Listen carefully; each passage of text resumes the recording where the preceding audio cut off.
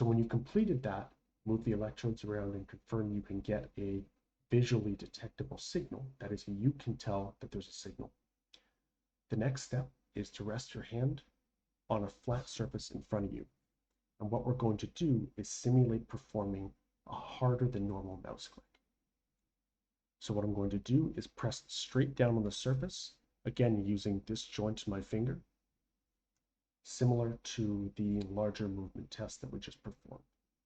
So as I push my finger down against the surface, you see on the first channel for impulse, it's pulse of signals, followed by background noise as I relax my hand. And again, a pulse of signals as I push down, and then background noise as I relax. On the middle finger, I'll do the same, pushing down, followed by relaxation, pushing down, followed by a relaxation. What you're seeing is, for my middle finger, for instance, I don't get as strong of signals, but I can still tell that there's a difference between pushing on the surface on channels 2 and 3 for my middle finger and relaxing. Again, we're looking for the same thing we look for in the larger movement test, only with smaller signals this time because we're not moving our finger as much.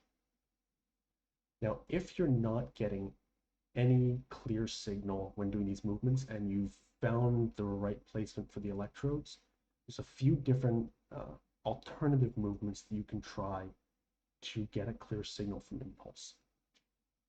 One of them is what we call a rolling click.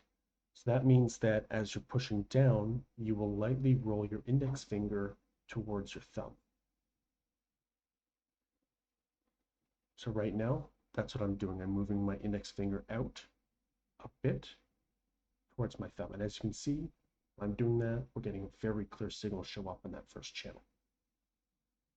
Doing the same for my middle finger, but moving it in the opposite direction. I'll push down and out to the side, down and out to the side. And as you can see, that third channel is showing lots of activity compared to when I just press straight down with the middle finger. The other alternative movement you can use to test to ensure you're getting a clear muscle signal is a pushing movement.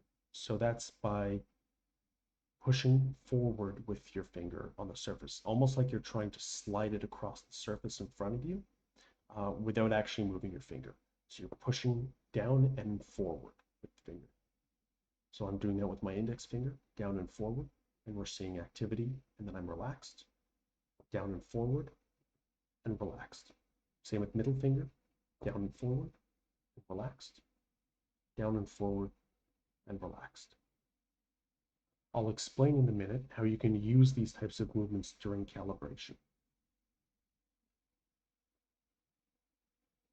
When you've completed those movements and determined that you're getting a clear signal, the next step is to use your gaming mouse.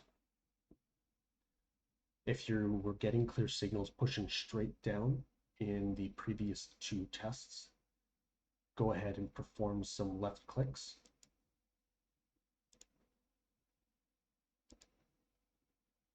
To confirm the same thing we've been looking for in the previous test. You want to see lots of signals when you click and very low signals when your hand is relaxed. So again, I'll click, lots of signals, and then smaller. You can clearly tell a difference between the background noise and the signals when I click. Same with right click. I'll right click, click again, and right click again.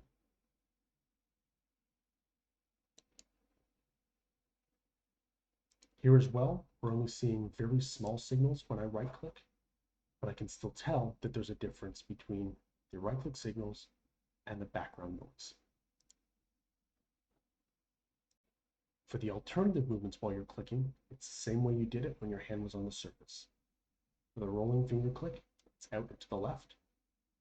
It's rolling your finger down and to the left, down and to the left, and relax, down to the left, and relax. And the opposite for right click, down to the right, down to the right, and relax, down to the right, and relax. Now that we've gone through the steps of confirming that we're getting a good quality signal from our muscles using those test movements or the alternative movements described, And we've now tested it with the mouse to confirm that we get signals when moving our finger with our gaming mouse. The next step is to go through calibration. Now, for those of you that are performing the movements like you normally would while clicking, while moving from this joint, you can go through calibration while using those normal movements. If you need to do an alternative movement, you can still do those alternative movements during calibration to give calibration a very clear signal of what your muscle signals look like when you're moving. But it doesn't mean you need to move like that when actually using impulse.